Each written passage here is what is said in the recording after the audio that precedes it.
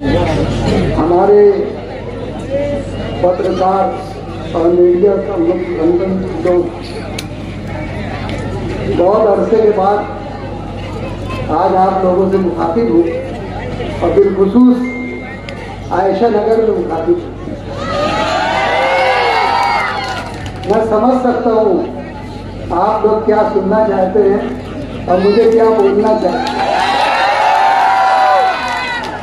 माफ करना जरा आवाज में मेरे थोड़े खराश है गले में, इसलिए मैं उस अंदाज से तकरीर नहीं कर पाऊंगा जैसे मैं आयशा नगर में करता था, लेकिन फिर भी कोशिश करूंगा इंशाअल्लाह। जिंदगी दी है तो जीने का हुनर भी देना, जिंदगी दी है तो जीने का हुनर भी देना, पाँव बख्शे है तो तौफीक के सफर भी देना, और जिंदगी तूने सिखा दी है, मैं तो गूंगा था अब जो बोलूंगा तो लफ्जों में असर भी देना। मौजूद सबसे पहले तो मैं आपको एक बात बताना चाहता हूँ। आज इस मजमा में, इस जलसा में बहुत सारे ऐसे बच्चे होंगे जिनकी उम्रें अभी 25-30 साल को पहुंच गई है, 20, 25, 30, और शायद वो मुझे नहीं जानते होंगे, लेकिन आपको एक बात बताता चलो कि आपके वालिदैन, आपके जो बुजुर्ग हैं, आपके दादा वो सब मुझे अच्छी तरीके से जानते हैं। आप लोगों को याद होगा यहाँ करीब में आयशा नगर कब्रिस्तान है। शायद आप लोग नहीं जानते कि आयशा नगर कब्रिस्तान की बुनियाद और इसका पहला ठॉ जो है मैंने पास किया।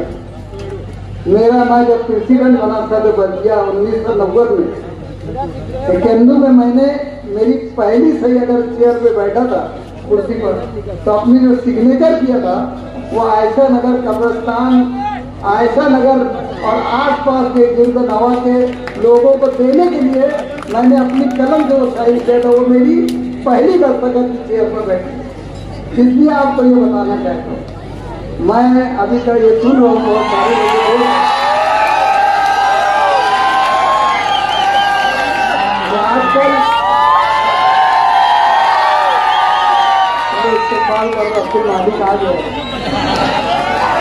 मेरी जरूरत महसूस नहीं होगी आप लोगों को। मैंने एक शेर को जन्म दिया हूँ, वो आप लोगों को सामने दे देंगे।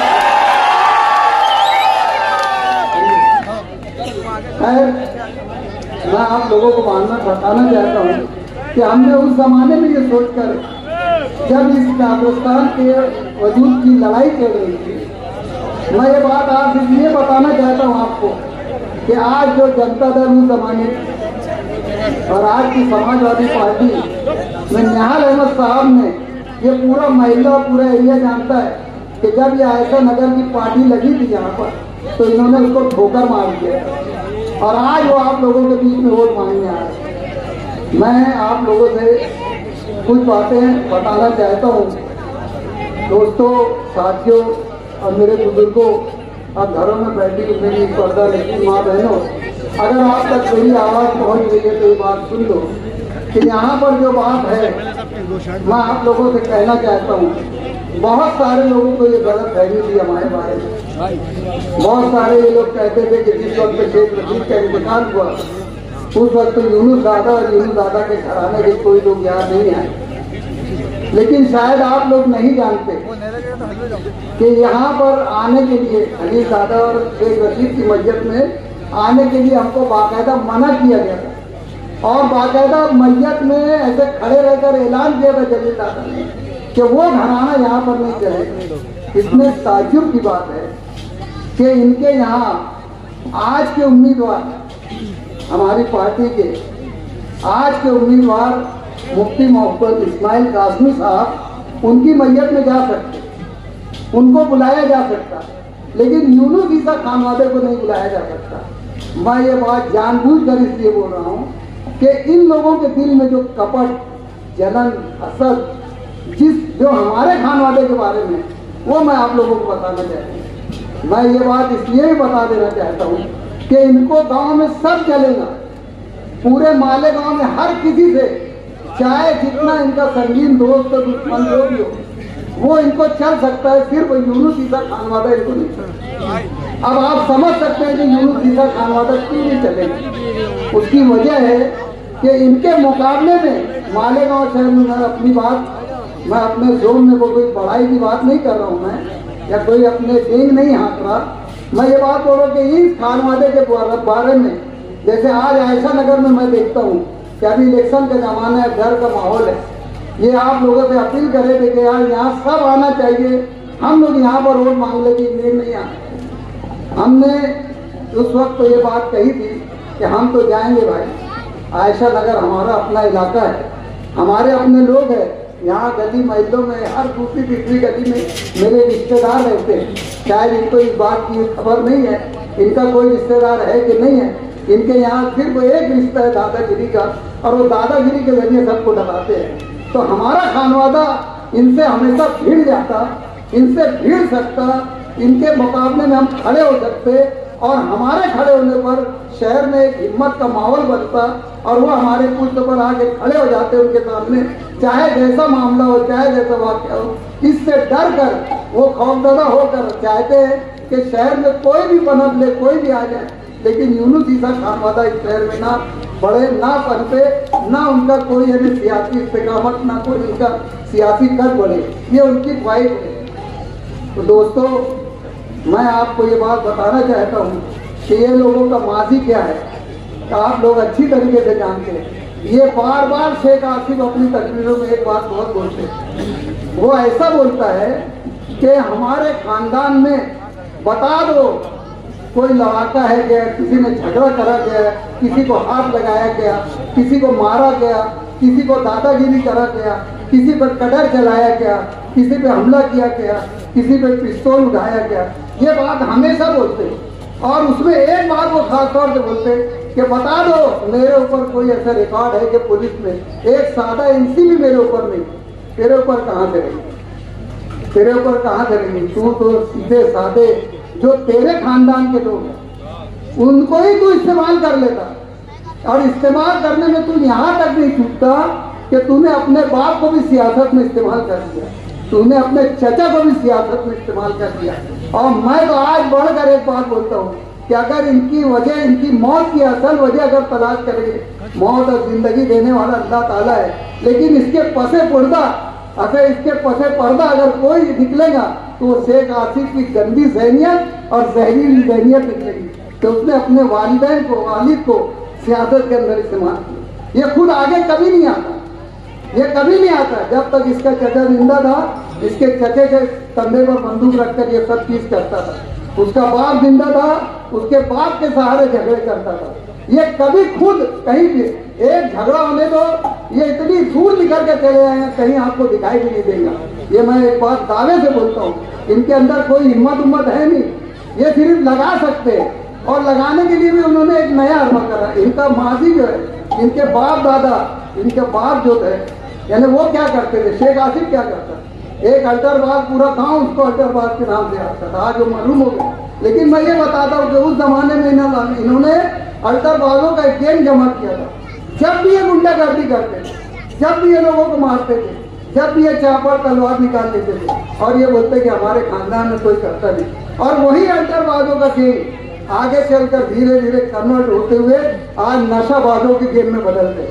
आज उस जमाने में इतना नशा आम नहीं था, लेकिन आज तो नशा की ऐसी ऐसी अभियात निकल गई, ऐसी ऐसी चीजें नशा और चीजें आ गई कि उनके नाम लेना भी मुझे समझ नहीं आता कि क्या क्या नाम ले। आज आप देख लो कि ये जो है, इन तमाम लोगों को, यहाँ के नौजवान बच्चों को,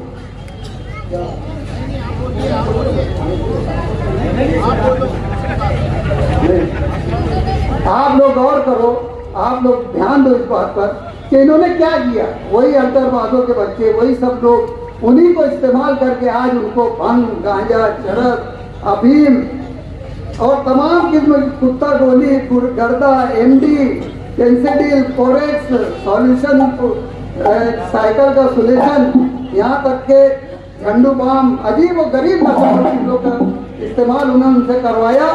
और इस तरीके से आज वो इन तमाम नशा और चीज़ों के जरिए आज उन लोगों का मिजाज माफ हो गया, उनके जहन माफ हो गए। आप गौर करो उन माँ बाप को, उन माँ बाप की उन हालतों पर गौर करो जिनके बच्चे नशा और चीज़ों में गिरफ्तार है। आपको यकीन नहीं आएगा, यहाँ से ऐसा नगर से खानवादा मेरे घर आया, खानवादा मैं नहीं बोलूँगा, एक माँ आई थी, उसकी बहू को लेकर उसके बेटे के बारे में शिकायत करने आई थी मेरे पास। वो 15-20 दिन से चक्कर मार रही थी मेरे घर का, और वो अब्दुल मालिक को पूछती थी कि अब्दुल मालिक कहाँ है।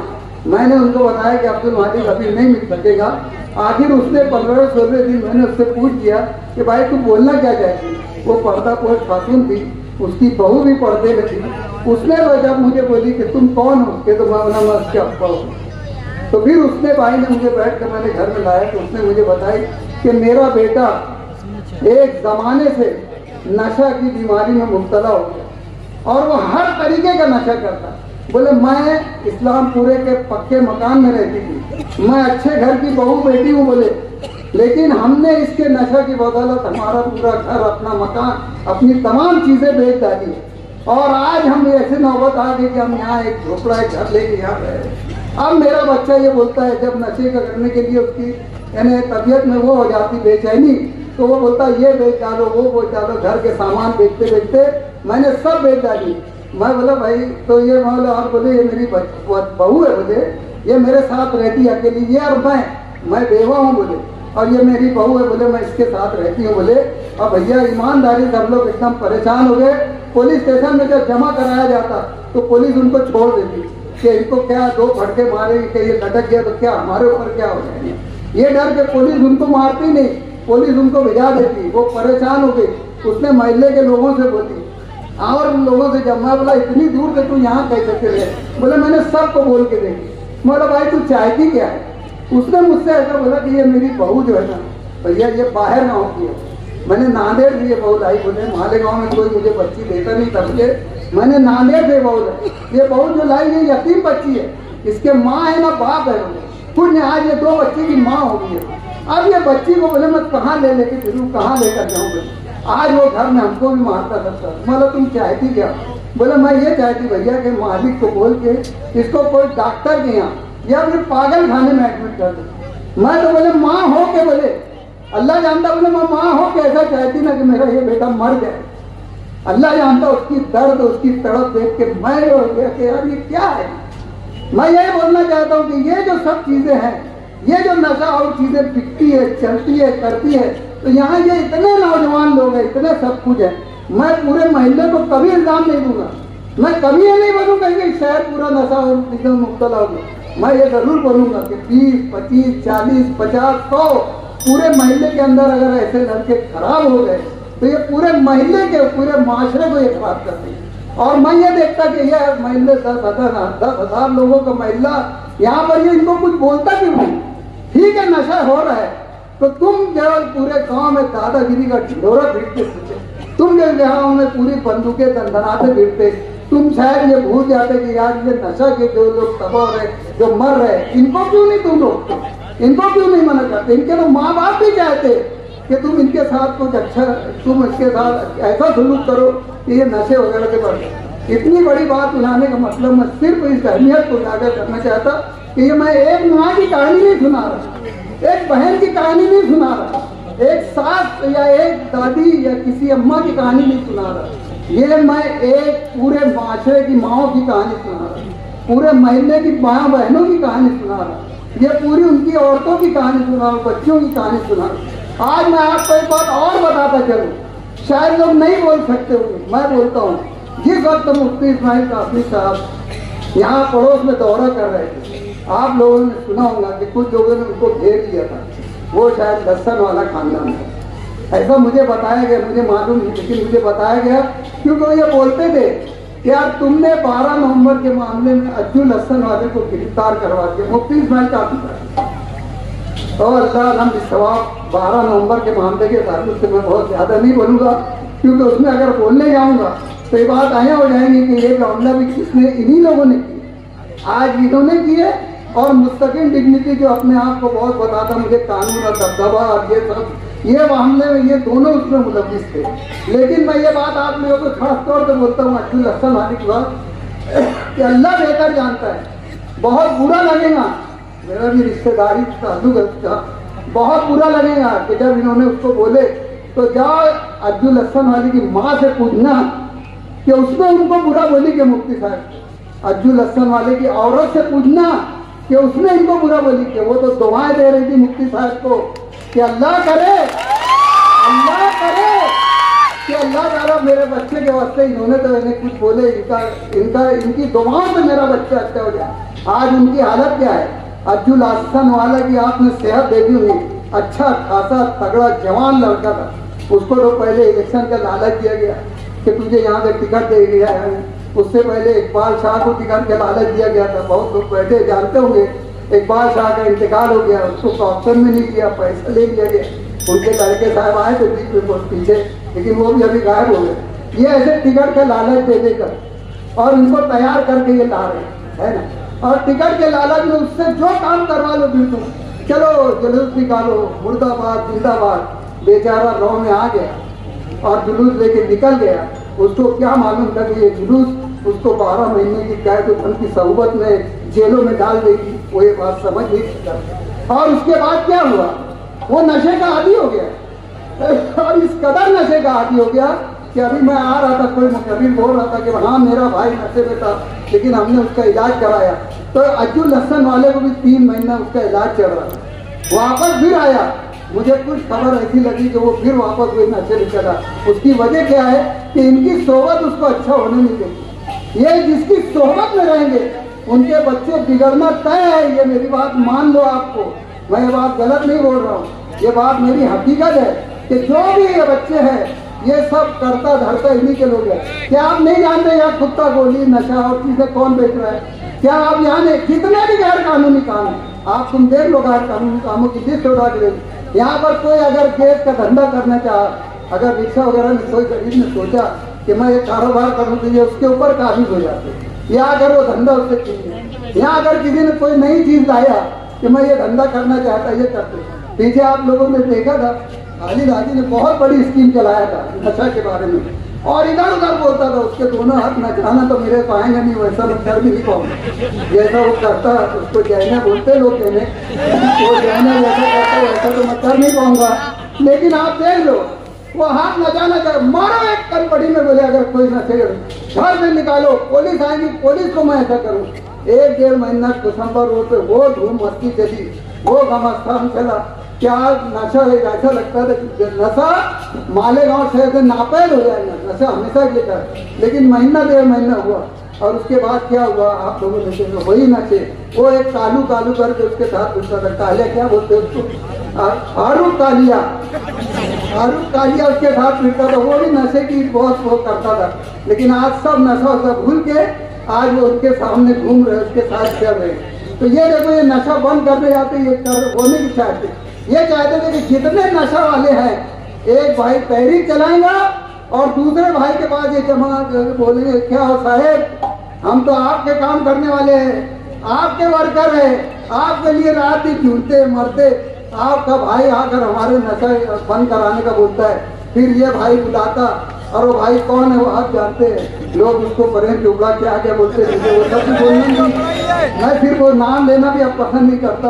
वो है कर यहाँ पर तोड़ी करता है, वो ये काला सोने की तोड़ी, वो ये सब करता है। और उसके बाद देखो आपने नशा कैसा चल रहा है, अब न कोई तहरीक न कोई रास्ता, और यहाँ तक कि वो इतना चिढ़ने लग गए कि आज हम अगर अच्छाई बुराई की बात करते हैं तो उनको ये लग रहा है कि ये इलेक्शन लड़ रहे हैं कि अच्छाई बुराई इस्लाह माशरा चल। अरे इस्लाह माशरा ही समझ लो। अगर आपके बच्चे नशे में रहेंगे, आपके अपराध नशे के अंदर मुलविस रहेंगे, तो बताओ यहाँ पर हम ताजमहल भी बना कर देंगे, यहाँ पर सड़कें भी सोने की कर दिए, इस शहर को पेरिस में भी तब्दील कर दिए। तो नशा एक ऐसी चीज है जो सर चढ़ कर होती है, और वो भी पूरे पूरे पूरे माशरे को, पूरी खानदान को, पूरी समाज को तबाह कर देती है। तो फिर ये ऐसी तरक्की, ऐसा क्या फायदा? पहले सबसे बड़ी अगर कोई बुनियादी चीज है बेसिक, तो इस्लाम की भी बेसिक चीज है, पहले अपने इखलाकियात का दर्ज। अगर इखलाक सुधर गए तो इंसान हर किसी का एहतराम करेगा, अपने पड़ोसी का एहतराम करेगा, हर किसी का एहतराम करेगा। पड़ोसी का एहतराम करने की बात ये कर रहा हूँ कि यह आयशा नगर है, यह आयशा नगर मैंने इससे पहले बोला कि यहाँ जो भी कोई धंधा करने जाता ये उस धंधे पर काबिज होने की कोशिश करते हैं। यहाँ पर बहुत सारे मेरे भाई ट्रैक्टर वगैरह चलाते हैं, उनके ट्रैक्टरों के धंधे हैं, वो रेती लाते हैं, वो मुरम लाते हैं, वो ये सब धंधा करते हैं, लेकिन इनकी आंखों से धंधा बर्दाश्त नहीं होता। ये देखकर यार ये लाखों रुपया कमा रही है, कल तक इसको फटी पैंट थी, इसको चट्टी नहीं मैसर थी, इसको कपड़े नहीं थे, आज ये कार में घूम रहा, आज इसके पास पैसा कहा गया। तो इन्होंने क्या किया, उस धंधे पर कब्जा कर लिया। इनके लड़के, घरों के लड़के, ये जो मंसूर जेल में बंद है, वो अकरम, कोई इब्राहिम, कोई ऐसे लड़के, ये ऐसे लोगों को मारते चलते लोग, ये बंदूक की प्रैक्टिस करते गोलियों से, क्या मार के देखो इसको क्या होता है। ये बोलते हमारे घर में कोई बंदूक, कोई चापड़, कोई छुरी नहीं चलाता। ये जो लड़का है जो अभी जेल में है, इसने एक मदारी के ऊपर गोली चला के, एक सांप वाला था, उसके 2 मुंह का सांप था, वो दौलत की कोई निशानी समझ के लोग उसको इस्तेमाल करते। वो सांप लेने के लिए वो लाखों बैठ जाओ भाई, गड़बड़ मत करो, वो अरे सांप वो आया नहीं वहाँ, मैं साहब यहाँ बोल रहा, हाँ आपको सांप सुने नहीं दे रहे थे, मैं सांप यहाँ की बात कर रहा। वो 2 मुंह का सांप ये खरीदने गए और वो लाखों रुपये का सांप था, 7-8 लाख रुपये उसकी कीमत बोला। इन्होंने सांप ले ली, सांप लेकर रख दिया, और जब वो पैसा मांगने गया तो उसमें बंदूक तान दी और बंदूक चला भी दिए, उसके पैर में बंदूक की गोली लगी। लेकिन क्या है, ये जो बैठे रहते पौधे पड़ता, जो सरगना बन के बैठे, जो मास्टर माइंड है, ये क्या करते, पुलिस स्टेशन में रुपये पैसे के, आज के लोग बोल रहे हैं कि हमारे पास करोड़ों रुपया है, ये रुपया पैसा पुलिस स्टेशन में दे देते और उनकी जामीन भी नहीं होने, उनको ऐसे ही छुड़ा करके गया। तो ये बोलते कि हमने किसी को कुछ नहीं दिया, इसका क्या करिए। ट्रैक्टर वालों को यहाँ पर ऐसे कई ट्रैक्टर वाले हैं, ये उनका दर्द है। मैं बहुत ज्यादा खुल के अगर नाम उन लेके बोलूंगा तो ये कल उसके या अभी रात में उसके गुंडे वहाँ पहुँच जाएंगे। ये जाकर स्टार होटल पे उनके ट्रैक्टर रोक लेते। ये शायद ये भूल गए मेरे ट्रैक्टर वाले भाई कि स्टार होटल पर इन्होंने रात भर इनको 9 बजे से लेकर सुबह 3 निकलने तक उनको मारा, उनके ऊपर बंदूकें तान दी, उनके ट्रैक्टर जब्त कर लिए, उनके ट्रैक्टर की हवा निकाल दी, पंचर कर दिए। इतना सब जुल्म करने के बाद उनसे आखिर क्या हुआ, वो 4, 5, 6 ट्रैक्टर वाले मिलकर एक पोकलैंड चलाते मुरम के लिए। इन्होंने बैठ कर जलील दादा ने उससे पोकलैंड खरीद ली कि तू हमको दे, नहीं तो तू धंधा नहीं कर सकता। ये दादागिरी, ये सब कुछ करने का, और किन पर, उन गरीबों के ऊपर। आओ मैं आज तुमको चैलेंज करता बेटा, बच्चों और बोल रहे ना कि 45 दिन में असर देख लिए थे, 3 दिन में जरा सी 4-5 दिन निकल जाने दो, फिर तुम्हारी औकात बताते हैं। आज अगर हम कुछ कर रहे सकते, आज हम इनको सब इनकी नानी का दूध याद दिला देंगे इसको। लेकिन आज हमारे मुफ्ती साहब इलेक्शन जीत रहे हैं। अल्लाह का बहुत रहम, अल्लाह का बहुत करम, उसकी बहुत मेहरबानी, उसकी 1000 नवाजिश है कि हम इलेक्शन जीतने जा रहे हैं और इंशाअल्लाह बहुत अजीम वोटों से, बहुत ज़्यादा वोटों से जीतेंगे। हम किसी की हमारी वजह से इलेक्शन खराब नहीं करना चाहते। हम चाहते हैं कि ये इलेक्शन है, ये इलेक्शन के जैसा हो जाए। आप देखो ये कितनी मुनज़्ज़म साजिश करके मुफ्ती इस्माइल कासमी साहब को अपने मनसब से हटाना चाहिए। ईदगाह का वाक़या आपको याद है, वहाँ पर ईदगाह में जो ट्रैक बना चलने के लिए, वो ट्रैक के लिए जब मुखालफत शुरू हुई तो आज आप देख लो वो कैसे लोगों ने पास किए, कैसे मंजूर किए, वो अब मुझे बोलना नहीं है। लेकिन आज जो नई साजिश वो कर रहे, वहाँ पर वॉल कंपाउंड बनाने को बोलेगा, ट्रैक बाहर रहेगा, वॉल कंपाउंड हो जाएगा। फिर वही मसला आएगा जब ये फंड आएंगे गवर्नमेंट का, वॉल कंपाउंड बनाएंगे तो आज इतनी 7-8 एकड़ जमीन जो हम इस्तेमाल कर रहे हैं ईदगाह के लिए, वो ईदगाह की जमीन फिर औकाफ के मरहले में चल जाएगी। फिर औकाफ का मसला हमारे ऊपर आ जाएगा कि ये जमीन है, आज भी वो वहाँ कहीं तिरंगा लगाते, कहीं ऑपरेट करते, कल वो औकाफ की जमीन साबित करके अगर वॉल कंपाउंड वगैरह गवर्नमेंट के बंद बन गई तो ये सब ले लेंगे। और अगर जमीन पर और ईदगाह पर कब्जा हो गए, जैसे और जगह की तौर पर कब्जा करने की कोशिश की जा रही, लेकिन पसे बढ़ता इनका जहनी जहन जो है वो इस बात की तैयारी कर रहा है कि अगर ईदगाह पे कब्जा हो गया और ईदगाह पे गवर्नमेंट ने कुछ कर लिया और अगर नमाज पर वहाँ पाबंदी आ गई तो मुफ्ती इस्माइल कासमी साहब वहाँ की इमामत से हट जाएंगे। ये बहुत बड़ी साजिश है, मैं आप लोगों को बता रहा हूँ, आप लोगों का जहन काम नहीं कर रहा। लेकिन जब मैं ये सोचा कि इतने गांव में सब चीजें छोड़कर इनको वहां कैसे पड़ गई कि ईदगाह का कंपाउंड बना। ये दरअसल ये चाहते हैं कि वहाँ की इमामत से, वहाँ की खतावत से, ईद वहाँ के सब मतलब जो वहाँ के वाद और बयान होते हैं, मुफ्ती साहब वहाँ के हट जाएंगे तो इनके बहुत बड़ा कांटा निकल जाएगा। और वैसे भी अपने बयानात में बोलते हैं, इनके बुजुर्ग भी बोल कर गए। और ये आज अभी हमारे मुकर्रिम बोल रहे थे कि इनको उलमाओं से घिन आती। ये तो जुमला सरेआम बोलते हैं, इनको उलमा से घिन आती, इनको मुअज्जिनीन से खुद आती, इनको इमामों से घिन आती। और उसके बाद भी जैसे अभी एक ने कहा था कि खुदा न खास्ता इनके घर कोई मैयत होगी तो ये सीधा फातिहा भी नहीं पढ़ पाएंगे, उसके लिए उसकी नमाज जनाजा भी नहीं पढ़ पाएंगे। और ये इमामों से घिन खा रहे और ये बोलते कि ऐसे इमामों से पीछे हम नमाज पढ़ें। अरे जरा ऐलान कर दो कि इमाम हमारे निकाह ना पढ़ाएं तो फिर तुमको कहाँ घंटे लाना पड़ेंगे, समझ में आ जाएगा।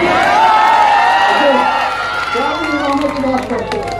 इमाम बहुत इन्हें बहुत मुतबर्रक जगह है, पेशा है, और तुम उसकी तौहीन करते, उनकी मजाक उड़ाते, उनके बारे में जब बातें बोलते। हम तो ये बोलते हैं कि ये सब करने से, इनके तमाम नशा और चीज़ों के इस्तेमाल से, इनकी खड़नी से, इनकी सुपारी से, इनकी इन तमाम चीज़ों से ये महिला परेशान है। अगर इस महिला को निजात हासिल करना है तो अल्लाह रसूल के वास्ते में आप लोगों से कहना चाहता हूँ कि आप इतनी भरपूर ताकतों से इनको वोट दो। और आने वाले दिनों में देखो 4-6 दिन निकल जाने दो, फिर देखना हम आते हैं और ये कैसे हमारे सामने आते फिर इनको देखते यहाँ और ऐसा नगर में यहाँ खड़े रहेंगे। मैंने पीछे भी इनको चैलेंज किया था कि आओ अगर मुकाबला करना, जब ये हयात थे, जब तो खलील, आज ये रोना रो रहे, मेरे चचा मर गए, मेरा बाप मर गया, मैं यतीम हो गया। अरे तेरा बाप मर गया, तेरा चचा मर गया, तू यतीम हो गया। उन्होंने जिंदगी में गोली नहीं चलाया किसी के ऊपर, और तूने अब्दुल मालिक पे गोली चला दी उनके मरने के बाद। वाह रे यतीम, वाह क्या यतीमी है यार तेरे ऊपर, क्या यतीमी है अल्लाह। अरे ऐसी यतीमी कि तू आज उसके मरने के बाद बोलता कि मैं करोड़ों का मालिक है। मैं तो अभी जो मैंने पहली बात बोली थी कि यार इनकी मौत के पीछे अगर कोई असल जिम्मेदार है ना तो शेख आसिफ, ये प्रेम चोपड़ा ही निकलेगा। ये विलन है, ये विलन है, ये विलन था और ये जिंदगी भर विलन रहेगा। इसके जहन में यही सब पनपता है। दोस्तों बातें बहुत कुछ करने की थी, मैं आप लोगों की सिर्फ आके मुझे एक बात बोलना चाहता हूँ कि आप जो वोट देने की बात आएगी और जो ये धमकाया जा रहा है आप लोगों, तो मैं आप लोगों से गुजारिश करना चाहता हूँ। देखो दुनिया में कितना भी बड़ा दादा हो, कितना भी बड़ा दादा हो जाने दो, तुम मैं हम ये वो सब दादा, मुझे तो नाम से दादा बोलते, इसलिए नहीं बोलते कि मैं दादा है। दादा की मैंने यहाँ किसने बता चुका कि एक दादा बड़े भाई को बोलते हमारे देहात में तुम्हें नागपुर करेंगे।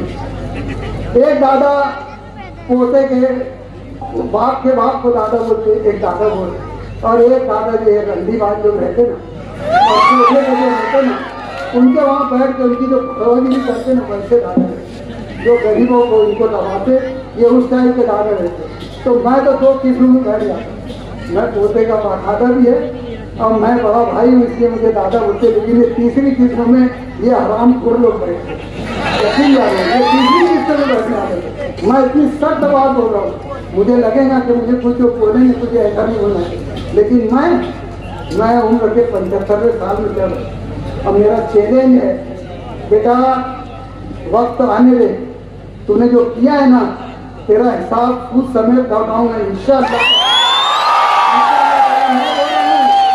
मैं यूनुसीसा ऐलान कर रहा हूँ कि तेरा हिसाब सूद समय मैं ही लौटाऊंगा बेटा। हराम है और तुझे हरामी चीज लौटा के तुम। अब आखिर में एक बात बोलता हूँ मैं दादाओं के साथ, कितने भी बड़े दादा रहने दो, जब आपको वोट देने जाना है, जब आप वोट देने जाएंगे, मैं ऐसा समझता कि दुनिया में इससे बड़ा दादा कोई नहीं रहेगा जो वोटर रहे। जब वो वोट देने जाएगा तो वो जहाँ वोट देने जाएगा पहले तो फिर बताओ उससे बड़ा दादा कौन रहे, उसको कौन देखने वाला, कौन दादा आएगा तलवार लेकर, कौन दादा आएगा बंदूकें लेकर, कौन दादा आएगा उसको एक चमचे छुरी और कौन आएगा तुमके पास। तो वहाँ पर वो अकेला रहेगा, वो अकेला दादा रहेगा।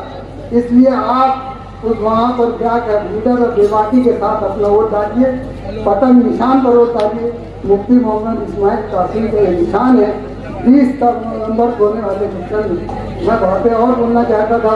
जैसे अभी हमारे पेट्रोल लोगों ने बोले कि 40,000 वोटें इन्होंने कटवा दिए, तो मैं उन 40,000 वोटों वालों से फिर बोलना चाहता हूँ कि आपकी वोटें इंशाल्लाह वापस आ गई होंगी। आप इतनी ताकत से इनके खिलाफ वोट दो, वो 40,000 वोट कटी ना, वो इनके खिलाफ वोट दो और बहुत शिद्दत और ताकत के साथ इनका वोट दो और कोशिश करो वो वोट कैसे की जाएंगी। मैं सुना इन लोगों ने भी 30-40,000 वोटें बढ़ाई है, बढ़ाने दो। आप अपने वार्डों में 10% वोट बढ़ा लो, अगर 70 होती है तो 80% कर लो। इंशाअल्लाह ताला पतंग आसमान में उड़ती रहेगी और कोई इनको उतार नहीं पाएगा, कोई उतार नहीं पाएगा। इसी दुआ के साथ मैं उनकी काफी सेहत के लिए भी दुआ करता हूँ। अल्लाह ताला उनकी सेहत करे, उनको सेहत कामदा आजला दे और इन्हीं दुआ कलमात के साथ अपनी बात खत्म करता हूँ और उनके लिए एक शेर बोलता हूँ कि तुम ये बात मुखालिफ तो घबराना औकाब अल्लामा इकबाल ने मुसलमानों के लिए इस्तेमाल किया। औकाब शाहीन को बोलते, सिकड़े को बोलते, हमारे यहाँ बास को बोलते। तो तुम दिए बात मुखालिफ से तू घबराना औकाब, ये तो चलती है तुझे ऊंचा उड़ाने के लिए। वाह होना।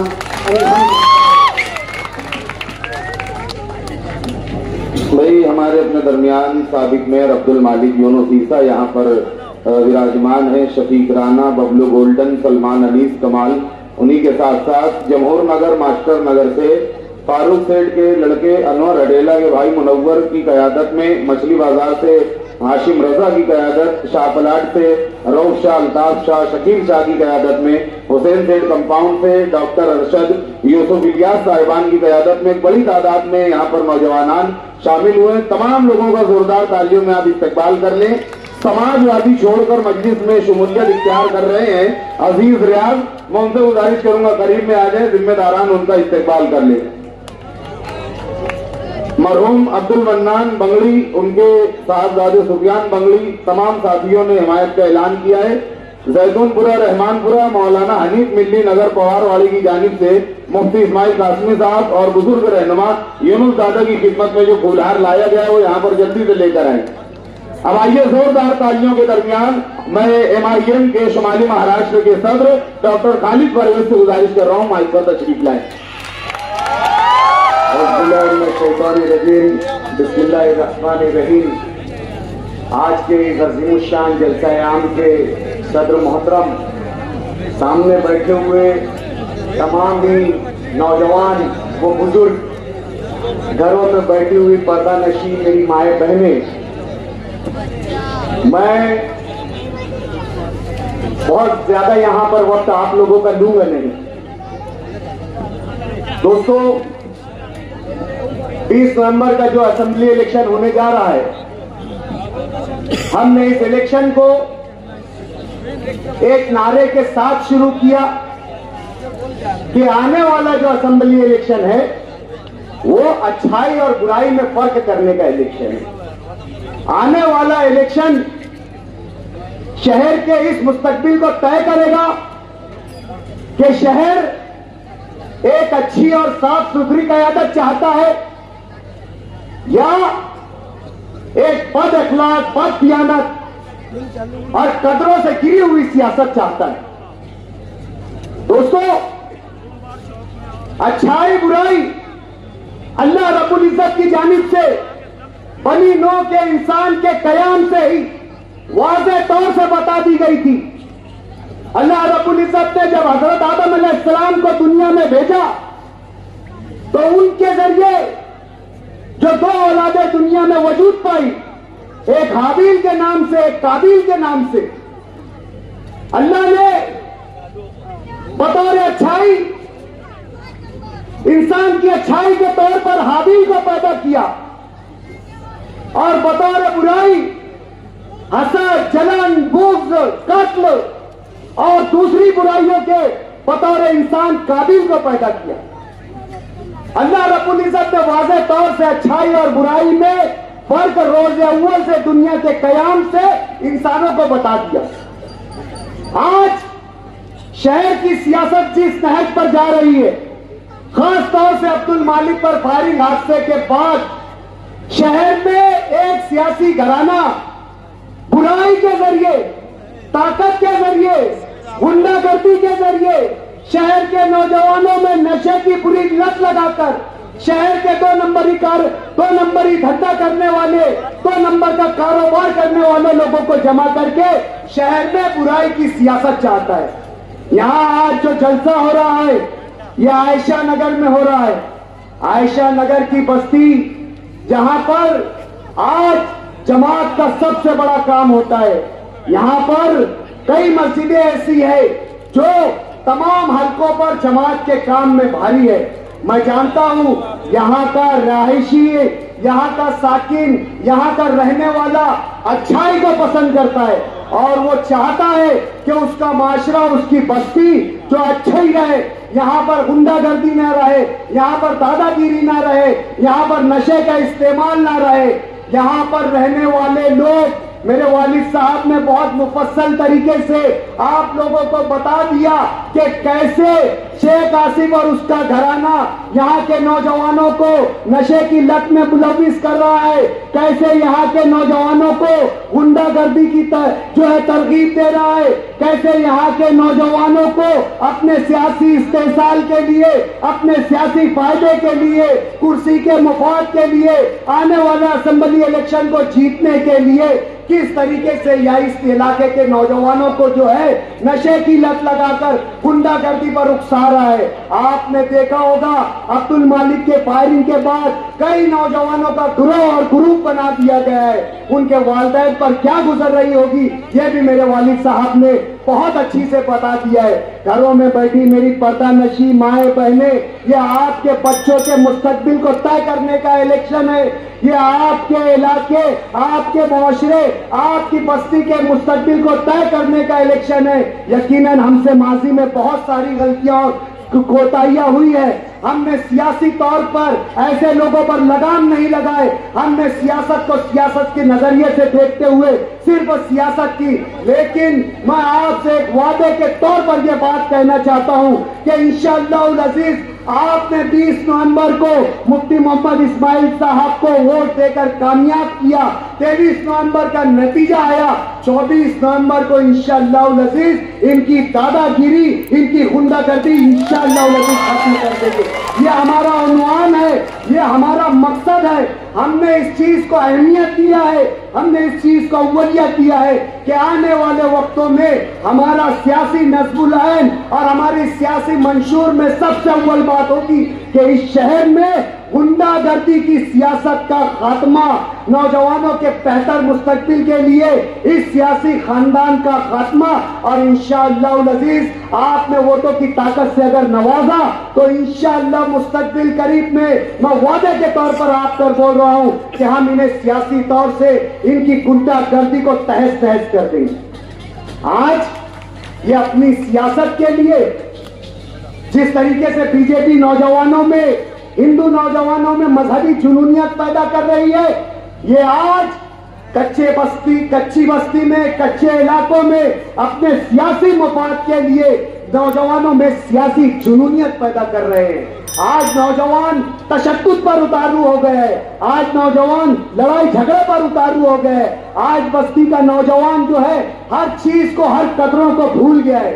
दोस्तों, मस्जिदों के तकद्दुस को भी भूल गया है, मस्जिदों मिंबर के मेहराब के तकद्दुस को भी भूल गया है। आप देख रहे हो कि पिछले जुमा से मुसलसल ऐसे वाकयात हो रहे हैं कि उलमाए कराम, खतीब व इमाम अपनी बातों में जब हालात हाजरा पर गुफ्तगू कर रहे हैं, ये हमारा दीनी शार है कि हफ्ते भर की बातों को मस्जिद और मिंबर से जुमा के खुतबे में खतीब कहता है। और आज सियासी सूरत हाल और सियासी हालात होने की वजह से खतीब जब हालात हाजरा पर बात कर रहे हैं मस्जिदों में, कच्चे इलाकों में, बिलखुसूस गुरुवार और कच्चे नया पूरे में जो है पिछले जुमा निजामिया मस्जिद के खतीब के साथ बदतमीजी की गई। जब उन्होंने सियासी तौर पर हालत हाजरा पर बयान किया तो उनके हाथ से माइक छीन लिया गया, उनसे बात गुर्स की गई और तमाम मजमे में जो है इमाम साहब, खतीब साहब से जो है माफी मंगवाई गई। आज जो है राबिया मस्जिद में मौलाना इमरान अरशद नदवी साहब तकरीर कर रहे थे, उन्होंने सहाबा इकराम की सिफत पर सिफात पर बयान किया, उन्होंने सियासत पर बयान नहीं किया। आखिर में उन्होंने शहर के एक जय्यद आलिम दीन, जो सिर्फ सियासी शख्सियत नहीं है, वो एक आलिम दीन भी है, जमीयत उलमा के सदर भी है, और अपने दीनी मजालिस से आवाम की दीनी रहनुमाई करते हैं। अलहाज मुफ्ती मोहम्मद इस्माइल कासमी साहब की सेहत के लिए दुआ की गुजारिश की।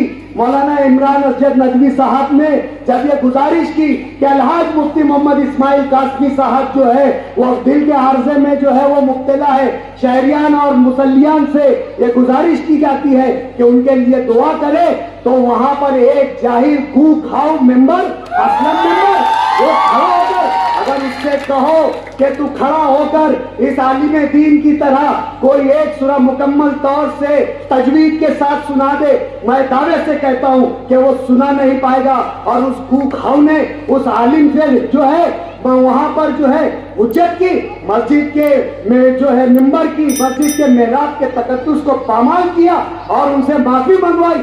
जब शेख रशीद साहब बीमार थे, जब वो अलील थे, जब वो हॉस्पिटल में एडमिट थे, तो यही जमीयतुल उलमा, जिसके रुकन मौलाना इमरान असजद नदवी साहब है, यही जमीयतुल उलमा ने तमाम मसाजिद में उनकी सेहत के लिए दुआ की अपील की थी। और इस जमीयतुल उलमा से मुंसलिक तमाम उलमा कराम ने, तमाम अइम्मा मसाजिद ने, तमाम ही मुसल्लियान से गुजारिश करके शेख रशीद की सेहत के लिए दुआ की। ये हमारे शहर की रिवायत है कि मसाजिद से सेहत के लिए दुआएं की जाती है। क्या मुफ्ती मोहम्मद इस्माइल कासमी साहब इस शहर के शहरी नहीं है? क्या वो इंसान नहीं है? क्या उनको मर्ज नहीं हो सकता है? अगर इलेक्शन के दिनों में वो बीमार हो गए, अगर इलेक्शन के दिनों में उनकी तबीयत खराब हो गई, अगर इलेक्शन के दिनों में उनकी तबीयत नासाज हो गई, क्या ये इंसानी फितरत का तकाजा नहीं है? क्या इंसान इन दिनों में बीमार नहीं पड़ सकता? और ये शहर की रिवायत के मुताबिक क्या उनकी सेहत के लिए मस्जिदों से ऐलान नहीं किया जा सकता? मैं कह रहा हूं कि ये नौजवानों को गुमराह कर रहे हैं, ये नौजवानों के मुस्तकबिल को बर्बाद कर रहे हैं, ये इस तरीके की जुनूनियत और हैवानियत पैदा कर रहे हैं सिर्फ और सिर्फ अपनी सियासी मुफाद के लिए। अगर इनका यह हरबा और इलेक्शन तक कामयाब हो गया तो यकीन मानो यह शहर दो तबकों में तकसीम होकर रह जाएगा। दोस्तों, भाइयों, बुजुर्गों, घरों में बैठी मेरी तमाम पर्दा नशी माँ बहनें, हम आपसे गुजारिश करने आए हैं कि तामीर होती रहेगी, सड़कें बनती रहेगी, रोड बनते रहेंगे, गटरें बनती रहेगी, तामीर आज नहीं तो कल हो जाएगी। लेकिन अगर आपका माशरा, आपकी बस्ती, आपका इलाका, आपका मोहल्ला गुंडागर्दी की जद में आ गया, नशा करने वालों की जद में आ गया, आपके बच्चे नशा करने वालों के साथ इन लोगों का इस्तेमाल हो गए, तो यकीन मानो फिर आपकी बस्तियां कोई काम की नहीं, आपकी तरक्की कोई काम की नहीं। आज सिर्फ एक नारा है कि आने वाला इलेक्शन आपके शहर की जो तहजीब है, जो आपके शहर अमन का गहवारा कहलाता है, एक इस्लामी तहजीब और तशख़्ख़ुस और पहचान रखता है, उस पहचान की ये लड़ाई है। आज आप अपने बच्चों के मुस्तकबिल के लिए, आज अपने उन नौनिहालान के मुस्तकबिल के लिए, मैंने देखा शुरुआती जलसे के शुरुआत में इतनी घिनौनी हरकत की गई कि 7-7, 8-8 साल के मासूम बच्चे को यहाँ पर सामने बैठा कर हमारा अनाउंसर अनाउंसिंग कर रहा था, तो यहाँ पर शेख आसिफ, शेख आसिफ, शेख आसिफ, यहाँ ऐसे नारे लगवाने का काम किया जा रहा था। क्या ये हमारे शहर की तहजीब है? इन नौनिहालान को, जो नन्हे मुन्ने बच्चे हैं, जिन्हें आज अक्ल नहीं है, जिन्हें आज शऊर नहीं है अच्छाई और बुराई का, ये किस कदर इनकी कदरें गिर गई, किस कदर इनका मयार गिर गया, किस कदर इनकी सोच घटिया हो गई कि अपने सियासी मुफाद के लिए 8-8, 7-7 साल के बच्चों का इस्तेमाल और इस्तेसाल कर रहे हैं। बहुत सोच का मकाम है, लम्हे फिक्रिया है। बस्तियों में रहने वाली मेरी माँ बहनें खास तौर से सुन ले, मैं बहुत मोहतबाना, अदबाना, आजदाना आपसे गुजारिश करता हूँ कि आप यहाँ पर रहकर उनकी धमा चौकड़ी, उनकी गुंडागर्दी, उनके समाज दुश्मन कामकाज और उनके 2 नंबरी कारोबार, और देख रहे होंगे कि किस तरीके से नशा और किस तरीके से बंदूक चापड़ का इस्तेमाल और इस्तेसाल हो रहा है। क्या ऐसे हालात में, क्या इन तरह के वाकयात में आपकी बस्ती, आपका घर, आपका बच्चा, क्या इन तमाम लोगों का मुस्तकबिल महफूज रहेगा? आपको बहुत सोचना है। और ये सोच को जो हकीकत में बदलने के लिए कि आप अच्छा चाहते हो, आप भला चाहते हो, आप अपने बच्चों का मुस्तकबिल चाहते हो, तो इस सोच को हकीकत में तब्दील करने के लिए आप 20 नवंबर को अलहाज मुफ्ती मोहम्मद इस्माइल कासमी के पतंग निशान पर मजलिस इत्तेहादुल मुस्लिमीन के उम्मीदवार मुफ्ती मोहम्मद इस्माइल कासमी के पतंग निशान पर, याद रखना निशान है पतंग। क्या निशान है? क्या निशान है? क्या निशान है? बटन नंबर क्या है? बटन नंबर क्या है?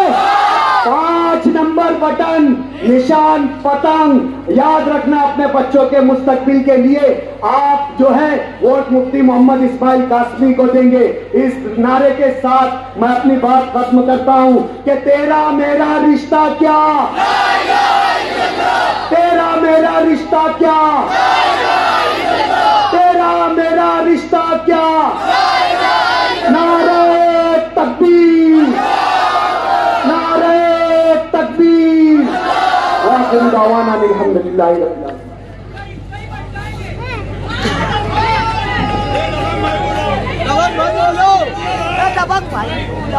अब आइए आपकी भरपूर तालियों में साबिक मेयर अब्दुल मालिक यूनुसीसा साहब को तशरीफ लाए।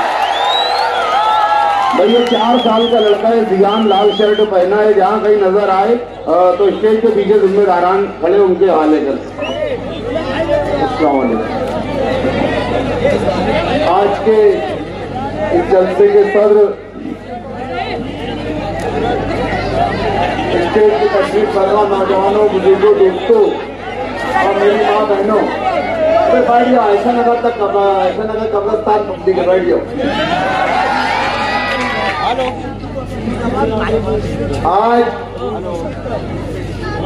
मैं बहुत, जहाँ तक मेरी आवाज जा रही है, घरों में मुकीम मेरी पर्दा नशीन माँ बहनों, बोलना तो बहुत कुछ था लेकिन वायर काट दिए, कहाँ तक दबाएंगे? छोड़ो, बोलना बहुत कुछ था लेकिन ना एक पंजाबी गाना हमेशा सुनता था मैं, बाप तो बाप रहेगा। आज मैंने कह दिया भैया बाप तो बाप रहेगा। बोलो। यहाँ पर जलसा शुरू होने से पहले कुछ बच्चों को लगाकर कौन साहब जिंदाबाद, कौन साहब मुर्दाबाद के नारे लगवाए जा रहे थे। अभी साहब आए नहीं। यही हालात 2009 में भी थे कि मुफ्ती मोहम्मद इस्माइल कासमी साहब जब आयशा नगर के अंदर आए तो हमारी कुछ माँ बहनों को आगे कर उनसे चप्पल दिखवाई गई थी। 2009 के बाद 2019 में जब मैं मुफ्ती साहब के साथ आयशा नगर के अंदर दौरे पर आया, यहाँ के जिम्मेदारों को बात याद होगी, 10 साल के बाद हमारी उन माँ बहनों ने मुफ्ती साहब से माफी मांगी थी। माफी मांगी थी कि साहब हमने लोगों के बहकावे में आपके ऊपर चप्पल बताई, आपको नाजेबा हरकत, नाजुबे जुमले बोले, तो इंशाअल्लाह ताला अल्लाह की जात से यकीन है कि आज जो ये 7-8 साल के बच्चों से हरकत करवाए ना, वक्त बताएंगे, ये बच्चे बोलेंगे कि नहीं हमसे भी गलती हुई थी इंशाअल्लाह ताला। ये बुज़दिल लोग हैं, कभी माँ बहनों को इस्तेमाल करेंगे, कभी बच्चों को इस्तेमाल करेंगे। इनका पेशा ही यही है कि गरीब के बच्चे को झाड़ पर चढ़वाना, फल तोड़वाने का, फल टूट गया तो आधा आधा खाएंगे, नहीं तो गिरेगा तो गरीब के बच्चे का हाथ पैर टूटेगा। ये इनका उसूल है और इससे ये हट नहीं सकते। ये खुद आगे नहीं आते, दूसरों को आगे लेके आते। डॉक्टर साहब यहाँ एक बात बोल रहे थे कि ये इलाके के अंदर अल्हम्दुलिल्लाह सुम्मा अल्हम्दुलिल्लाह जमात का काम बहुत तेजी से होता है और बहुत अच्छे पैमाने पर जमात का काम होता है। लेकिन मुझे माफ करना, आयशा नगर के लोग, जब भी आए शहर के अंदर आयशा नगर का नाम लिया जाता है तो एक आम आदमी का तस्वुर कुछ और चला जाता है कि नहीं, गुंडों की बस्ती है, शराबियों की बस्ती है, इसकी बस्ती है। ये बस्ती वालों की गलती नहीं है, ये उन लोगों की गलती नहीं है। यहां तो अल्हम्दुलिल्लाह जमात का भी काम होता है, मशकुरात की भी जमातें आती है, सब आती है। मेरे भाइयों, मेरे उन साथियों से मेरी गुजारिश है कि जरा सोचो कि सिर्फ आयशा नगर का नाम आता तो लोग क्यों बदनाम करते। उसकी एक वजह एक कि जिस कौम का रहबर जैसा रहेगा, आदमी रहबर को देख के फैसला करता है, पूरी कौम को नहीं देखता। तुम अगर यहां शराबी, जानी, नशेड़ी रहबरों को पना दोगे, उनको चुनकर लाओगे, तो उनके साथ साथ गेहूं के साथ घुन भी पिसा जाएगा। यहां पर अच्छे लोगों को भी बदनामी मिलेगी। मैं हर जलसे में बोल रहा हूं ये बात कि चंद लोग हैं, सिर्फ और सिर्फ चंद लोग हैं जिनकी वजह से पूरा पूरा इलाका बदनामी उठा रहा है। तो क्यों नहीं मेरे भाइयों, मेरी आपसे गुजारिश है, क्यों नहीं उन चंद लोगों को तुम उखाड़ कर देखते हो? क्यों नहीं उन चंद लोगों को उनके घर का रास्ता बताते हो? बहुत हो गया ना 40 साल, अब और कितने साल विरासत में लिख के देंगे क्या? बाप 40 साल, फिर बेटा 40 साल, मैं तो सुना भी पोते भी तैयार हो रहे। देखो जरा कुछ आयशा नगर से भी नौनिहालों को निकालो, नौजवानों को निकालो, उनको भी इलेक्शन लड़ाओ, उनको भी आगे बढ़ाओ। सिर्फ बिरादरी के नाम पर तुम एक ही दखनी है क्या? शहर में कोई दूसरा दखनी है ही नहीं।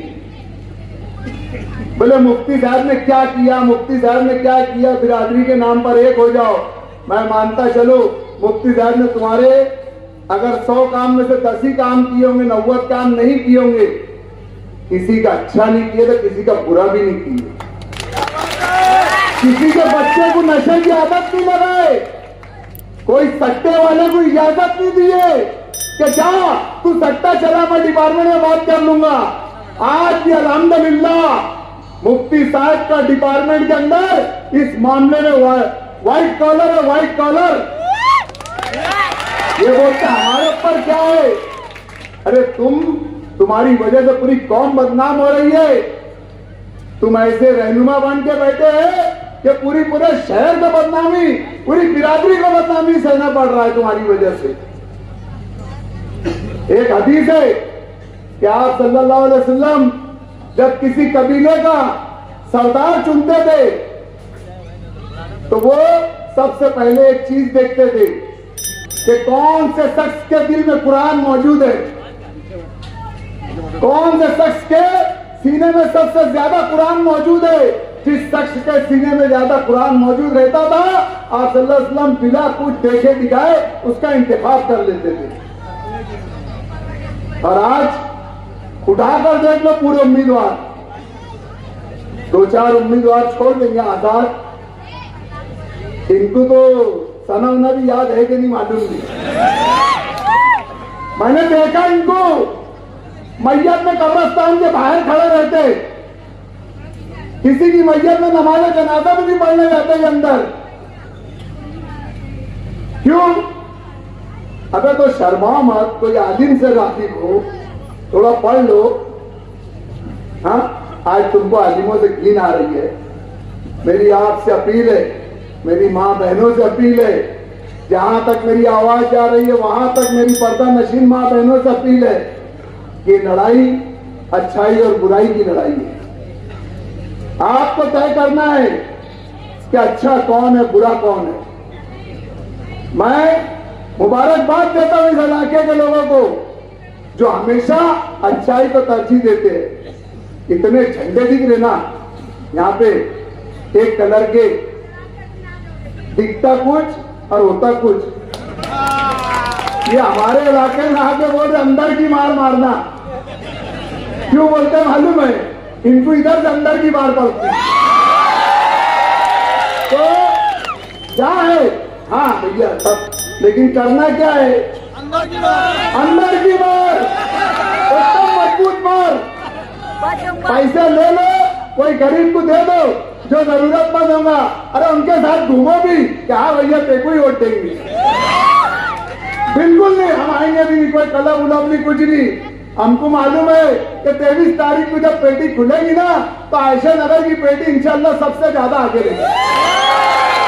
नहीं रहेंगे आगे, तो पीछे हाथ लो इंशाल्लाह वाला भैया। इधर हम समझ के कोई कम ज्यादा उठा रहे, कैमरे चल रहे होंगे, कोई बात नहीं, अंदर कोई कुछ नहीं करेगा, सिर्फ अंदर जाने का बिस्मिल्लाहिर्रहमानिर्रहीम और उसको उड़ाने का जो आसमान में उड़ा, जिसकी फितरत में उड़ाने पतंग, जिसकी फितरत में जमीन पर रेंगना है उसको नहीं चलाने का।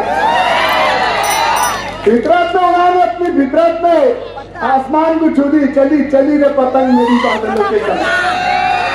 बस यही अपील, यही गुजारिश, यही दर्द मेरी माँ बहनों के सामने मैं रखना चाहता था मेरे बुजुर्गों, कि ना कोई साथ देखो ना बिरादरी देखो, सिर्फ एक कलमे की बुनियाद पर एक होकर 22-30 तारीख को इतनी वोट दे दो कि सामने वाला भी बोलने लग जाए कि तेरा मेरा रिश्ता क्या, तेरा मेरा रिश्ता क्या। अल्लाह हाफिज। बहुत भारी रकम भाई। मैं बिना किसी ताखीर भाई आपकी भरपूर तालियों में हैदराबाद से तशरीफ लाने वाले हमारे मेहमान मुकर्रिर MLA अली जनाब सैयद जाफर हुसैन महराज आपके हवाले।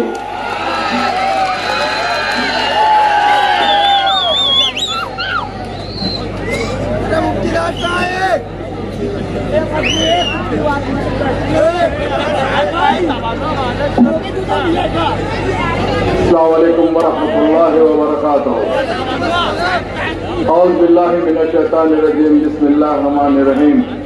शायद अकीम पे तशरीफ फरमा मेरे बुजुर्ग जनाब यूनुस ईसा साहब और दीगर कायदीन मजलिस इत्तेहादुल मुस्लिमीन, बुजुर्गों, दोस्तों, साथियों और पस्सा पर्दा बैठ कर सुनने वाली मेरी इज्जत माँ और बहनों, आज का ये जलसा इंतखाबी जलसा है।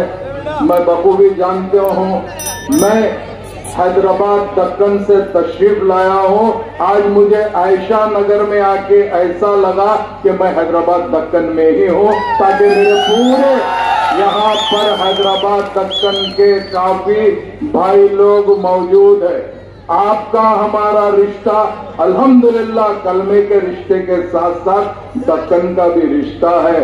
हम दक्कन से आए हैं, आप जानते हैं। आप लोग यहाँ पर शहर हैदराबाद दक्कन से ही आप यहाँ आए हैं, कोई मराठवाड़ा से आए हैं, कोई और। चूंकि आपके बुजुर्गों ने जब पुलिस एक्शन दक्कन में हुआ था, वो टाइम पे अफरा तफरी का माहौल था। आपके जो भी बुजुर्ग है आप उनसे पूछ सकते हैं। वैसे टाइम के ऊपर कुछ मुल्क के ऐसे हालात बन चुके थे, उस हालात के अंदर ऑपरेशन पोलो का जब जमाना चल रहा था, लाखों मुसलमानों को काट दिया गया था। वो टाइम के ऊपर आपके बुजुर्गों ने मनमाड़ तक आया, उसके बाद में मालेगांव में आया कर यहाँ पर न सिर्फ आप लोग रहे हैं, बल्कि हमारी जो भी मजबूरी वहां पर थी, चूंकि हुकूमत करने वाले कभी भी हिंदुस्तान आजाद होने के बाद हमको एक सा नहीं देखे। जो बुजुर्ग है वो लोग जानते हैं कि आप ये सोचिए कि हमारा क्या कसूर है। हमारा कोई कसूर नहीं है, हमारा कसूर यही है कि हम हिंदुस्तान को अपना वतन समझे और हिंदुस्तान में हम अपने वतन के अंदर, वतन अजीज के अंदर रहना पसंद करें। मगर ये जितने भी लोग हुकूमत करते रहे, ये लोग हमेशा यही सोचे हैं कि शायद हम दूसरे दर्जे के शहरी है, मैं इनसे पूछना चाहता हूँ, हम भी अव्वल दर्जे के शहरी है। अगर फर्ज करो तुम मकानदार है तो हम किराएदार नहीं है, हम भी मकानदार है, हम तुम्हारे बाजू फेरने वाले हैं। यही हमारा मकसद है। हमारे बुजुर्गों ने हिंदुस्तान को आजाद करने के लिए बहुत से कुर्बानी दी है, मगर आज आप देखना है कि एक जमाने से हमारे पे जुल्म होते जा रहा है। आज जुल्म की निशानी क्या है? आज हमको यहाँ पर आके बहैसियत मुसलमान कलमा गो भाई होने के बावजूद हमको ये कहना पड़ रहा है हम दखनी है। नहीं भाई, हम सबसे पहले मुसलमान है, हम कलमे की बुनियाद पे एक है, हमारा मजहब एक है। हमारा मजहब क्या सिखाता है? हमारा मजहब यही सिखाता है, हमारा मजहब कभी भी भेदभाव नहीं सिखाता, मगर ये लोग हमको भेदभाव के अंदर बांटना चाहते हैं। तो मैं इनसे कहना चाहता हूं, हाँ, बेशक हम हिंदुस्तानी मुसलमान हैं, हम जीते हैं तो सरजमीन हिंदुस्तान पे जीते हैं। हम जब मरते हैं तो 2 गज जमीन हिंदुस्तान की लेकर मरते हैं। हमसे बढ़कर इस मुल्क का वफादार कौन है? हम इनसे पूछना चाहते हैं। मगर आज ये कहते हैं कि भाई तुम मुसलमान हो। हाँ, हम जब दुनिया में आते हैं तो हमारे बड़ों ने एक कान में अज़ा देते हैं तो दूसरे कान में अहामत देते हैं। हम यही समझते हैं हम चूंकि हिंदुस्तान में पैदा हुए हैं हमको हिंदुस्तानी मुसलमान कहा जाता है। तो हम इनसे पूछना चाहते हैं। मैं काफी देर से आयशा नगर के वाक़ियत के बारे में मेरे बुजुर्ग से भी सुना, डॉक्टर खालिद से भी सुना और अब्दुल मलिक से भी सुना। यहाँ पर अच्छाई और बुराई का इलेक्शन मालेगांव में होने जा रहा है। अल्लाह का करम है 2019 में आपका यह खादिम, अल्हम्दुलिल्लाह मैं मजलिस इत्तेहादुल मुस्लिमीन का एक ऐसा सिपाही हूँ कि आपके दरमियान में रहना चाहता हूँ। मैं मजलिस इत्तेहादुल मुस्लिमीन के सिपाही की हैसियत से 2019 में मुफ्ती साहब की कैंपेनिंग करने आया था। जब मैं यहाँ पे घुमा हूँ, अल्लाह का करम था आप लोग के दिल में मजलिस इत्तेहादुल मुस्लिमीन नकीम मिल्लत बैरिस्टर असदुद्दीन ओवैसी साहब और हबीब मिल्लत जनाब अकबरुद्दीन ओवैसी साहब के लिए बड़ी मोहब्बत थी। आपने ये नहीं सोचा कि वो कौन है, ये कौन है, आपने ये देखा कि मजलिस इत्तेहादुल मुस्लिमीन आज हमारे मालेगांव की जरूरत है। इसके लिए आपने मालेगांव के अंदर मुफ्ती साहब को वोट देकर एक भारी अक्सरियत से कामयाबी किया है। मगर आज जब 5 साल बाद 2024 में आता हूं तो आलम ये दिखता है, गुंडागर्दी का आलम तो कुछ अजीब और गरीब है। हम तो समझ रहे थे हम परेशान है, गैर कौम वाले हमारे बच्चों को काटन कूटी कर रहे हैं, वो लोग मॉब लिंचिंग कर रहे हैं, तरह तरह की तकलीफ दे रहे हैं, हम ये समझ रहे थे। मगर जब आज आके हमको ये पता चलता है कि हमको नुकसान गैरों से ज्यादा अपनों से हो रहा है, हमारे मासूम बच्चों की जिंदगियों से खिलवाड़ कर रहे हैं, हमारे मासूम बच्चों को गैर गलत आदतों में मुब्तला कर रहे हैं। और आज दादागिरी का आलम तो ये हो गया, हमारे मसाजिद तक चले गए। तो आज हम ये पूछना चाह रहे हैं, हम बाबरी मस्जिद के लिए लड़ रहे हैं, हम हमारे तमाम मसाजिद के लिए लड़ रहे हैं, मगर हमारे अपने ही लोग आके मुफ्ती हजरात को, खतीब हजरात के ऊपर चैलेंज कर रहे हैं और उनसे गलत गुफ्तगू कर रहे हैं। तो मैं इनसे कहना चाहता हूँ इंशाअल्लाह ताला इसका बदला अल्लाह सुब्हानहू तआला तुमसे जरूर लेगा। अगर जो आदमी मेंबर रसूल पे किसी की बेहरमती करता या मेंबर रसूल पे किसी की बेइज्जती करता तो अल्लाह कभी माफ नहीं करेगा। अल्लाह इसीलिए माफ नहीं करेगा क्योंकि आप जानते नहीं है, आप खुद अपने आप को मुसलमान कहलाते हुए अपने भाई को दलील करने की कोशिश कर रहे हैं। तो मैं आपसे ये कहना चाहता हूँ 20 नवंबर को आपको सोच समझकर फैसला करना है, डरने घबराने की जरूरत नहीं है। अल्लाह का करम है, अल्लाह का करम है। मजलिस इत्तेहादुल मुस्लिमीन आपके सामने साथ में है।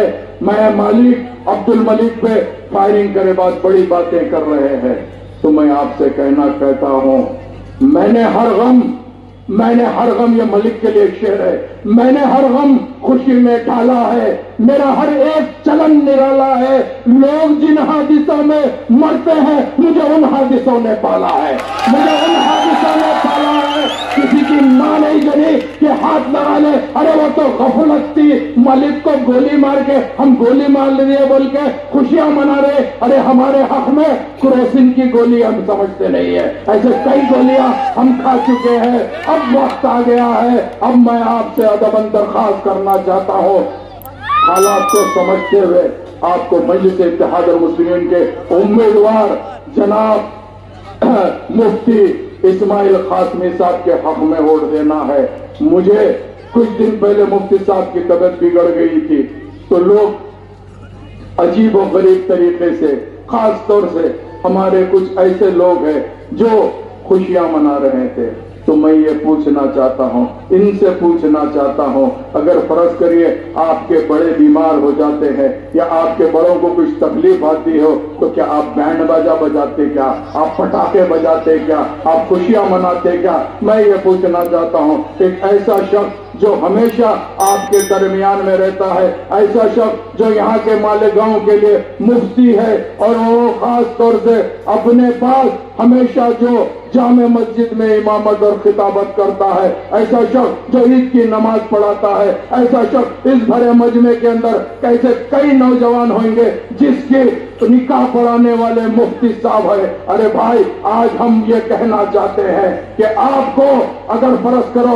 इलेक्शन लड़ना है तो आप इलेक्शन लड़िए, मगर आज मैं ये देख रहा हूं हमारे मासूम बच्चों को जिस तरीके से नशे की आदत डाली जा रही है, तो मैं इनसे पूछना चाहता हूं, आखिर हमारे बच्चों का कसूर क्या है? हमारे बच्चे क्या गलती करे हैं? उन बूढ़े माँ बाप से मेरा सवाल ये है, अरे भाई आप देखें कि मेरे बुजुर्ग यूनुस ईसा साहब ने बयान किया, एक माँ की कहानी बयान किया। अरे वो हकीकत बात है, जिसको नशे की आदत हो जाती है वो माँ बड़ी परेशान रहती है, बच्चे को कुछ समझ में नहीं आता है, उन्हें क्या कर रहा उसको खुद नहीं मालूम होता है, इसीलिए माँ परेशान रहती है, बाप परेशान रहता है। बच्चों का मुस्तकबिल खराब करने वाले ऐसे जालिम दरिंदे हैं, ऐसे जालिम दरिंदों को आपको सबक सिखाना है और आपको बताना है कि ये न चलने वाला नहीं है, इसलिए चलने वाला नहीं है। तुम समझते होंगे कि भाई कि हम ऐसी आदत डाल देंगे तो इनका इस्तेमाल कर सकेंगे, इनका इस्तेमाल तुम नहीं कर सकोगे। अगर फर्ज करो कोई माँ की बदवा अगर तुमको लगेगी तो तुम कहीं के भी नहीं रहेंगे।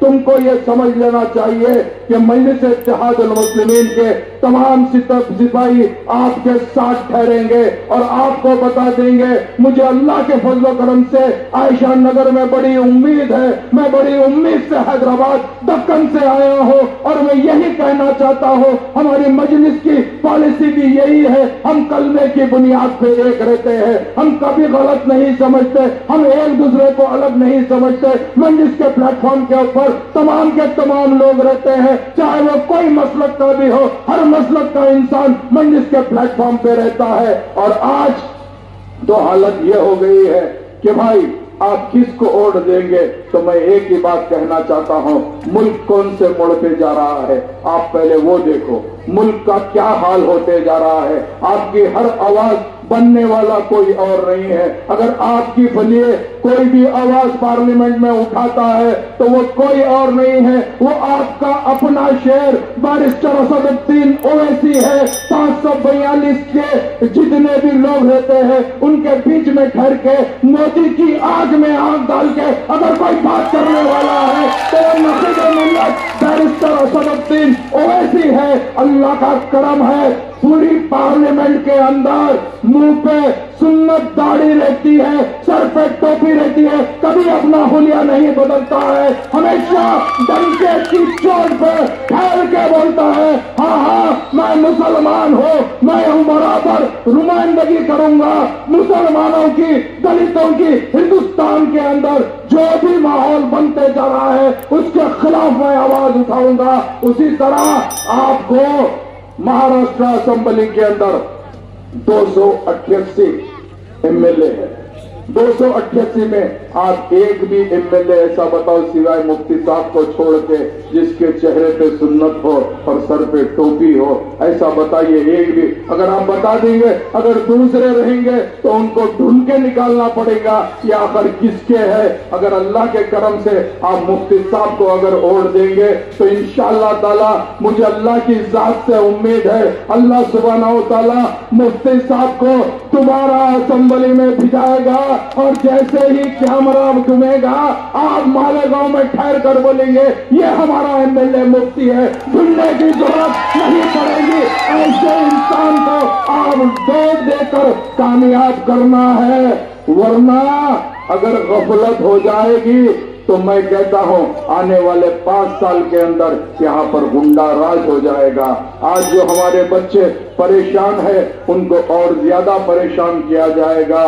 तो मैं खास तौर से इन लोगों से ये पूछना चाहता हूं, इन लोगों से ये मैं पूछना चाहता हूं कि आखिर अगर फर्ज करिए कोई माँ तड़पते हुए रोते हुए कहेगी कि मेरे बेटे का हाल करने वाला कौन है, तो तमाम लोग उठकर बोलेंगे यही लोग हैं, यही जालिम लोग हैं जिन्होंने हमारे बच्चे का यह हाल कर दिया है। तो 20 तारीख को आपका एक कीमती वोट मजलिस के हक में देना है। मजलिस का निशान पतंग है, 5 नंबर पे पतंग का बटन है और आपको ये बता देना है अब की बार कोई दुनिया की ताकत मजलिस इत्तेहादुल मुस्लिमीन को भारी अक्सरियत से कामयाब करने नहीं रोक नहीं सकती।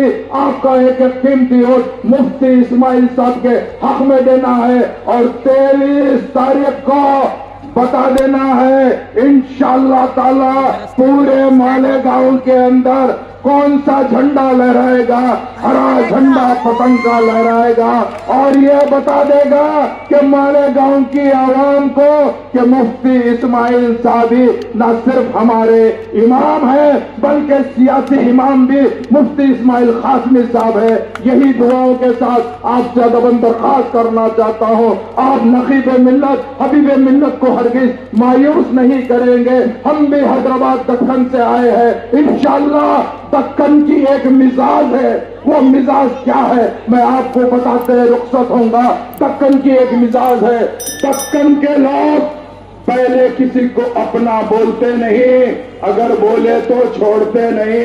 ये हमारे दक्कन की पहचान है और ये हमारे हैदराबाद दक्कन की एक अच्छी खासी शिनाख्त है। तो मैं आपसे अदबन दरख्वास्त करता हूँ 20 नवंबर को मजलिस इत्तेहादुल मुस्लिमीन के हक में वोट देना है। मजलिस का निशान पतंग है और इंशाअल्लाह ताला 24 तारीख को जैसा मलिक बोले हैं और खालिद बोले हैं उस तरीके से, अरे ये तो समंदर सरों का समंदर है, जहां तक भी जा रहा देख लो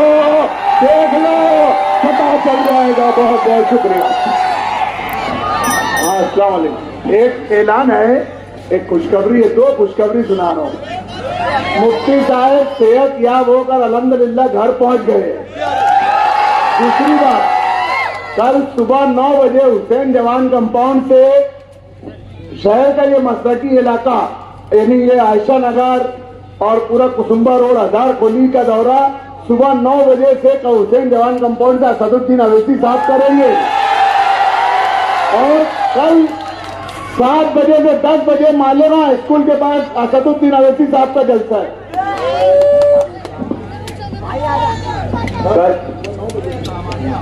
कल शाम में 4 बजे से असदुद्दीन अवैसी साहब जो है शाम में, याद रखे अब्दुल मालिक ने जो है वो टाइम थोड़ा सी वो है, शाम में 4 बजे शेर हिंदुस्तान असदुद्दीन अवैसी साहब कंपाउंड से जो है अपना पैदल दौरा शुरू करेंगे आयशा नगर और इतराफ की बस्तियों में और साथ ही साथ कल शाम 7 बजे से 10 बजे तक रौनकाबाद चौक में एक जलसा आम मजलिस इत्तेहादुल मुस्लिमीन का मुनक्किद किया गया है जिसमें मुफ्ती मोहम्मद इस्माइल कासमी साहब और असदुद्दीन अवैसी साहब अपने ख्यालात का इजहार करेंगे।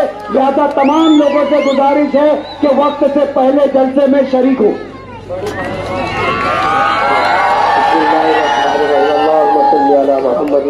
मोहम्मद